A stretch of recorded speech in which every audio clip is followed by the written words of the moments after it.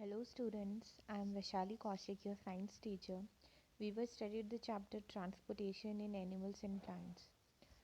So today, let's start this topic. Paheli wants to know whether other animals also urinate. पहेली जानना चाहती है कि क्या दूसरे एनिमल्स भी यूरिनेट करते हैं. तो the way in which waste chemicals are removed from the body of the animals depend on the availability of water. जिस तरह से वेस्ट केमिकल्स रिमूव होता है बॉडी से दूसरे एनिमल्स से, वो डिपेंड करता है कि उनकी बॉडी में वाटर की अवेलेबिलिटी कितनी है.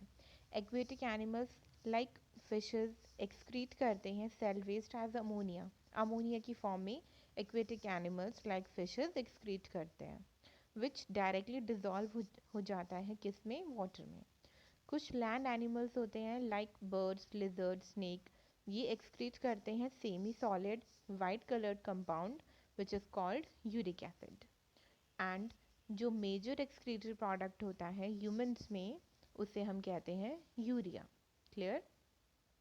Now next is dialysis. Dialysis क्या होता है कि कई बार किसी पर्सन की किडनी स्टॉप हो जाती है, मतलब वर्क करना स्टॉप कर देती है ड्यू टू एनी इन्फेक्शन और एनी इंजरी. इस वजह से किडनी प्रॉपरली काम नहीं कर पाती. तो इस कंडीशन में क्या होता है, किडनी फेल हो जाती है और जो वेस्ट प्रोडक्ट्स होता है वो ब्लड में ही अक्यूमुलेट होना स्टार्ट हो जाता है. तो उन पर्सन में क्या होता है, such person cannot survive unless their blood is filtered periodically through an artificial kidney. उन पर्सन को क्या होता है कि एक आर्टिफिशियल किडनी लगानी पड़ती है जो कि ब्लड को फिल्टर करती है पीरियोडिकली, टाइम टू टाइम करती है.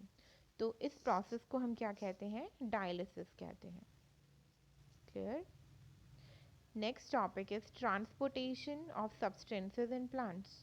प्लांट्स में ट्रांसपोर्टेशन कैसे होता है सब्सटेंसेस का, हम एनिमल्स में पढ़ चुके हैं. Now read in plants.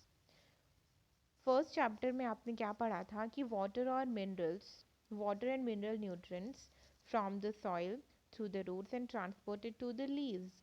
Plants में क्या होता है, जो वाटर और मिनरल न्यूट्रिएंट्स होते हैं वो सॉइल से एब्जॉर्ब हो जाते हैं रूट्स के थ्रू और ट्रांसपोर्ट होते हैं पूरे प्लांट में, लीव्स में भी.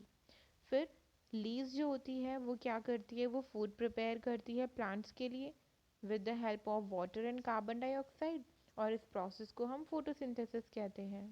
क्लियर. चैप्टर 10 में हमने क्या पढ़ा है कि फूड सोर्स होता है एनर्जी का, और ऑर्गेनिज्म के हर एक सेल को एनर्जी चाहिए होती है, और वो एनर्जी कैसे मिलती है, जब ग्लूकोज का ब्रेक डाउन होता है. क्लियर. तो the cells use this energy to carry out vital activities of life. जो सेल्स होते हैं वो इस एनर्जी को यूज़ करते हैं लाइफ की सारी एक्टिविटीज़ को परफॉर्म करने के लिए. इसलिए फूड क्या होता है, इम्पॉर्टेंट होता है, made available to every cell of an organism. इसलिए फूड अवेलेबल होना बहुत ज़रूरी होता है ऑर्गेनिज्म के हर एक सेल के लिए. ओके. अब ये फूड और न्यूट्रिएंट्स कैसे एब्जॉर्ब करते हैं रूट्स और कैसे ट्रांसपोर्ट करते हैं लीव्स तक, ये हम पढ़ेंगे. Clear. So let's start the topic, transport of water and minerals. Plants water और मिनरल्स को एब्जॉर्ब करते हैं बाय द रूट्स. रूट्स में रूट हेयर प्रेजेंट होते हैं, as you can see in this figure 11.7. इसमें आपको क्या दिख रहा है, रूट दिख रही है, यहाँ पे जाइलम वेसल्स भी हैं और रूट हेयर दिख रहे हैं आपको. रूट हेयर क्या करते हैं, ये हेल्प करते हैं वाटर को एब्जॉर्ब करने में. कैसे हेल्प करेंगे, ये क्या करेंगे, सरफेस एरिया को इंक्रीज कर देते हैं. क्लियर. तो एब्जॉर्प्शन ऑफ वाटर यहाँ पे ईजी हो जाता है. मिनरल न्यूट्रिएंट्स भी जो वाटर में डिज़ोल्व होते हैं वो रूट हेयर के थ्रू एब्जॉर्ब हो जाते हैं. फिर रूट हेयर कांटेक्ट में होते हैं किसके, with the water present between the soil particles.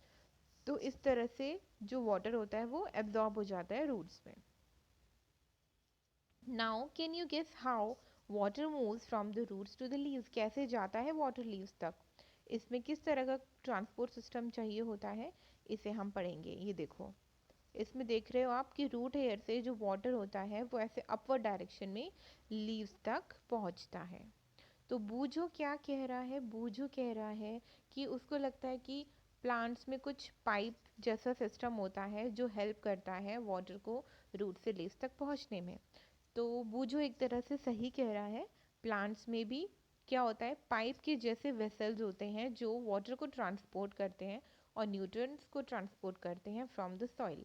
ये जो वेसल्स होते हैं ये स्पेशल सेल के बने होते हैं और जिसे हम क्या कहते हैं, वेस्क्यूलर टिश्यू कहते हैं। टिश्यू क्या होता है, tissue is a group of cells that perform specialised functions in an organism. Tissue group होता है सेल्स का जो एक स्पेशल फंक्शन को परफॉर्म करता है किसी भी ऑर्गेनिज्म में। तो यहाँ पे वेस्क्यूलर टिश्यूज होते हैं जो वाटर और मिनरल न्यूट्रिएंट्स के ट्रांसपोर्टेशन में हेल्प करते हैं। वेस्क्यूलर टिश्यू जो ट्रांसपोर्ट करेगा वाटर और न्यूट्रिएंट्स को प्लांट्स में, उसे हम क्या कहते हैं, जाइलम कहते हैं। क्या कहते हैं, जाइलम। जाइलम एक कंटिन्यूअस नेटवर्क बनाता है चैनल्स का जो कनेक्ट करता है रूट्स को लीव्स से। और स्टेम भी आती है इसमें, स्टेम को भी कनेक्ट करता है ब्रांचेस, ठीक है, और ट्रांसपोर्ट करता है वाटर को एंटायर प्लांट में। नाउ पहेली says her mother put lady finger and other vegetables in water if they are somewhat dry. She wants to know how water enters into them. पहेली जानना चाहती है कि लेडीज फिंगर में कैसे वाटर एब्जॉर्ब हो जाता है। तो इसमें क्या होता है, हमें पता है कि जो लीव्स होती है वो फूड सिंथेसाइज करती है ना। तो अब जो फूड सिंथेसाइज हुआ है लीव्स में वो भी ट्रांसपोर्ट होगा प्लांट के हर एक पार्ट तक। तो वो होता है with the help of vascular tissue called phloem. तो जाइलम और फ्लोएम ये दोनों ट्रांसपोर्ट सब्सटेंसेस होते हैं प्लांट्स में। क्लियर। जाइलम ट्रांसपोर्ट करता है वाटर को और मिनरल न्यूट्रिएंट्स को और फ्लोएम फूड को। इसमें एक एक्टिविटी है 11.3। इसमें आपको क्या करना है, एक ग्लास टम्बलर लेना है, वाटर लेना है, रेड इंक, एक टेंडर हर्ब बालसम ले सकते हो और एक ब्लेड लेना है। तो इसमें आप स्टेम को क्या करोगे, ब्लेड से कट करोगे और वाटर में इंक डालोगे और ऐसा 11 फिगर 11.8 में ए पार्ट देख रहे हो आप, वाटर में आप रेड इंक डाल दोगे तो ऐसा दिखेगा वाटर। स्टेम प्लेस कर दोगे फिर आप उस वाटर में। क्लियर। तो क्या होगा, जो स्टेम है वो वाटर को एब्जॉर्ब कर लेगी और रेड कलर के पैचेस उसमें दिखेंगे। तो ये सब कैसे हुआ है, ट्रांसपोर्टेशन की वजह से हुआ है, क्योंकि जो स्टेम है उसने क्या कर लिया, वाटर को एब्जॉर्ब कर लिया। क्लियर। अब जिस तरह से रेड इंक को एब्जॉर्ब किया है उसी तरह से मिनरल जो डिजॉल्व रहते हैं वाटर में वो भी स्टेम में ऊपर की तरफ मूव होने लगते हैं अलॉन्ग विद वाटर। तो इस तरह से वाटर और मिनरल्स लीव्स तक पहुंचते हैं और प्लांट के दूसरे पार्ट्स तक भी पहुंचते हैं। Now Buju wants to know how plants absorb a large quantity of water from the soil then give it off by transpiration.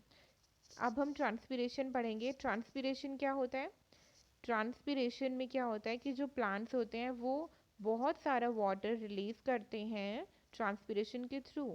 Plants absorb करते हैं मिनरल न्यूट्रिएंट्स और वाटर को सॉइल से, और जितना भी वाटर उन्होंने एब्जॉर्ब किया है वो सारा वाटर यूटिलाइज नहीं होता है। तो जो एक्सेस अमाउंट में वाटर होता है वो इवापोरेट हो जाता है प्लांट्स के स्टोमेटा के थ्रू।